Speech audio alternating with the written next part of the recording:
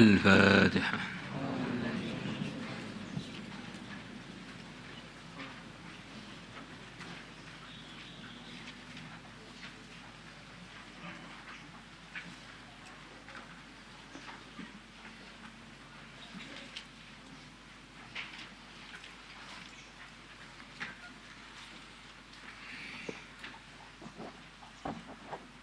بسم الله الرحمن الرحيم. وعن أبي عبيدة بن عبد الله بن مسعود عن أبيه عبد الله بن مسعود رضي الله عنه عن النبي صلى الله عليه وسلم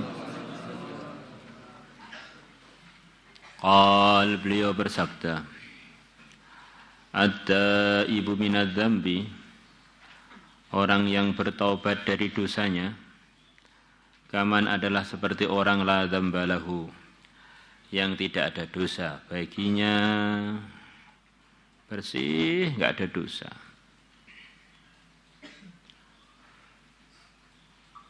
Kata banyak ulama, jarang didengar orang Islam itu maksiat kemudian tidak berhenti, jarang. Suatu saat akan berhenti, biasanya begitu itu. Ada selepas umur 40 berhenti. Sering terjadi taubat itu orang itu selepas umur 40. Nah ini sebetulnya ya di samping berkahnya iman juga karena kebaikannya setan katanya. Karena setan melihat kalau orang itu digoda untuk melanggar selepas umur 40 itu sudah potensinya kurang. Akhirnya setan cari yang lain yang lebih sehat, lebih tangkas, lebih pemberani, lebih ngawur. Kalau sudah 40 sudah mulai mendekati usang, nah, sudah aus. Untuk kebut-kebutan sudah nggak pakai berani, untuk kelahi sudah nggak pakai kuat, udah katanya. Jadi kalau orang itu tobat waktu mudanya, yang baik orangnya. Kalau sebelum 40 tobat yang baik orangnya, selepas 40 tobat yang baik setannya.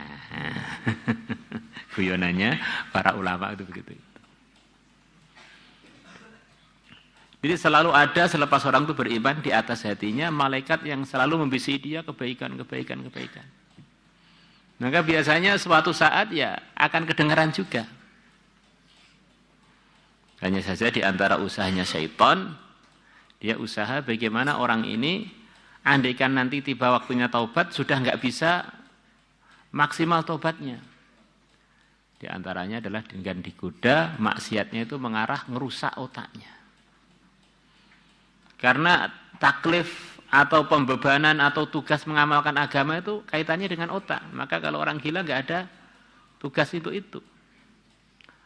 Maka akhirnya dengan sebab otaknya jadi aus atau rusak, akhirnya ketika dia sudah berhenti dari kemaksiatannya, tetap pelongo-pelongo kayak kebo. Nah, dia nggak paham.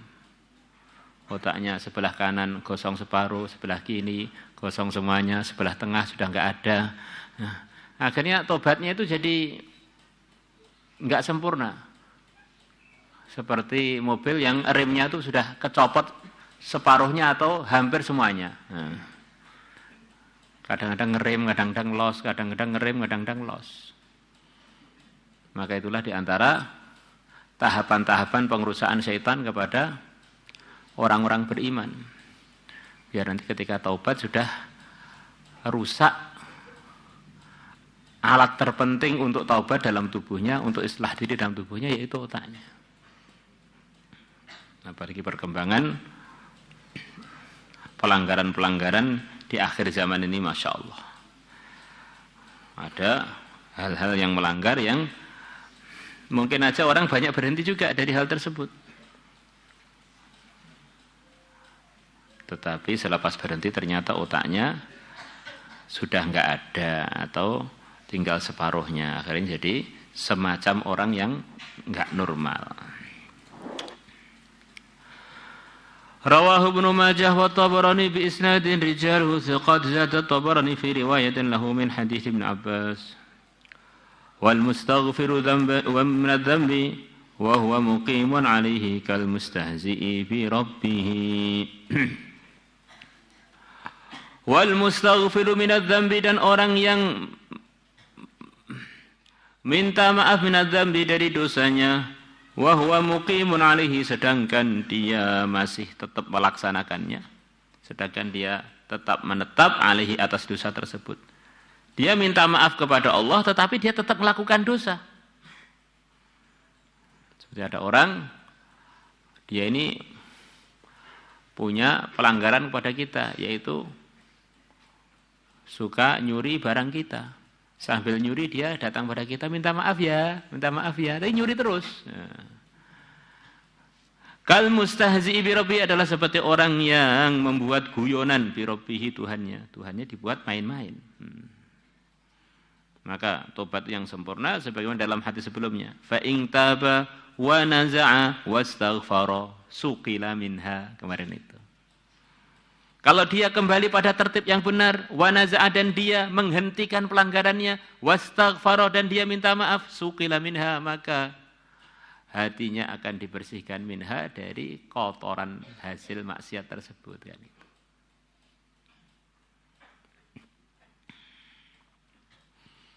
Wa Ibnu Umar radhiyallahu anhuma, maka Hasan Basri sering nasihati murid beliau, istighfaruna yahtaju ilal istighfari. Minta maaf kita kepada Allah itu perlu diminta maafai lagi. Istighfar kita itu masih perlu diistighfari lagi. Karena kadang-kadang kita ini beristighfar, tapi ketika beristighfar itu malah nggak sopan waktu istighfarnya kepada Allah. Orang itu minta maaf ada caranya, yaitu dengan sopan santun yang sesuai dengan kondisi orang yang minta maaf. Ya memang benar-benar rasa salah. Terus sikap gerakan badannya pun ya gerakannya orang yang merasa salah, sedih dengan kesalahannya. Ada orang minta maaf pada kita, dia sudah banyak melanggar hak kita. Minta maaf sambil merem ngantuk. Pak, minta maaf ya, terus kemudian tidur di depan kita. Minta maaf ya, tidur. Minta maafnya orang tersebut seperti malah justru menarik marah baru dari orang yang dia langgar haknya. Masya Allah. Kita sering astagfirullah sampai ngantuk. Minta maaf, terus malah teklu ya megel nih. Ya. Kita ini dengan teman kita aja begitu, itu nggak sopan loh. Dengan Tuhan kita gimana?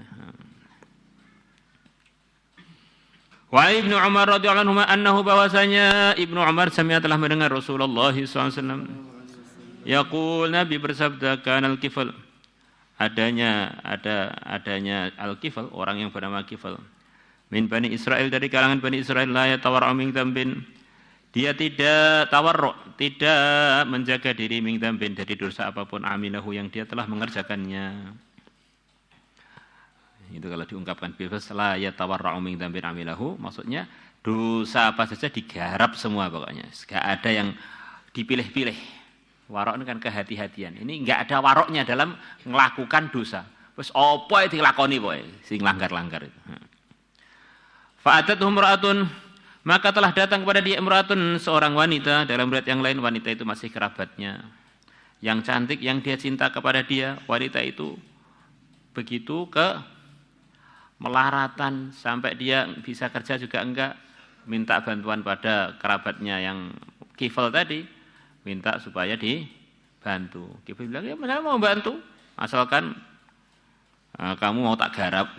Akhirnya wanitanya terpaksa, karena dia ini sudah dalam kondisi terjepit, siap. Begitu mau digarap beneran, nangis wanita itu. Kenapa kamu nangis? Saya enggak pernah berbuat begini ini. Akhirnya kifal dengan sikapnya wanita tadi bertaubat, kemudian mati malam itu, terus ternyata diampuni oleh Allah. Fa'atatu imra'atun, maka telah datang pada kifal imra'atun, seorang wanita, fa'ataha 90 dinara. Maka kifal memberikan pada wanita itu 90 dinar. Wah, banyak 90 dinar itu. 4 gram kali 90. Berapa itu? 4 kali 9 berapa? 36 ya? 4 kali 90. 360 gram. 1 gramnya 1 juta. 360 juta. Hanya untuk nggarap sekali. Nah. Karena ini di samping mau nggarap, dia ini juga ada cinta dengan kerabatnya itu. Cinta menjadikan buta. ala ayyataha, dengan syarat ayyataha, dia mengumpuli wanita itu. Falamma qa'ada minha, maka ketika Kifl telah duduk minha pada si perempuan tadi, maq'adar rajuli min imratihi, seperti duduknya seorang laki-laki pada istrinya, sudah mendekati perzinaan. Uridat, maka wanita itu digemetarkan, tiba-tiba wanita itu bergetaran badannya, wabakat, dan dia nangis. Faqal, maka Kifl mengatakan, ma yubkiki, apa yang menyebabkan kamu nangisnya? Pokok nangis. Jarane gelem kok nangis. Akrahtuki, apakah aku memperkosa kamu? Kan ini antarodin ini. Kan sudah sama-sama sepakatan, kok nangis, ngapain nangis? Akrahtuki, apakah aku telah memaksa kamu? Ini kan enggak paksakan. Kan saya enggak merkosa kan, sama-sama maunya kan. Qalat, maka wanita mengatakan, lah tidak, kamu tidak memaksa saya. Walakinnahu, tetapi zina itu amalun, adalah satu pekerjaan. Ma'amiltuhu qattu, saya tidak pernah mengerjakannya sama sekali. Wa ma hamalani alaihi, dan tidak mendorong aku alaihi, atas mau dikumpuli, illal hajatu, kecuali karena keperluan. Dalam lihat yang lain, keperluan yang amat sangat sampai dia ini hampir mati atau bagaimana, atau keluarganya hampir mati. Faqala, maka Kifl mengatakan, taf'alina, angti kamu berbuat hadza, ini mau saya kumpuli. Wa ma fa'alti qattu, sedangkan kamu tidak pernah berzina sama sekali. Idhabi, pergilah kamu, fahiya, maka uang 90 dinar lagi, tak wehne siro. Sudah, tak berikan kamu aja. Wa qala, dan Kifl mengatakan, wallahi, demi Allah, la asillah badah, saya niat tidak akan maksiat kepada Allah selepas dengan wanita itu selamanya. Niat.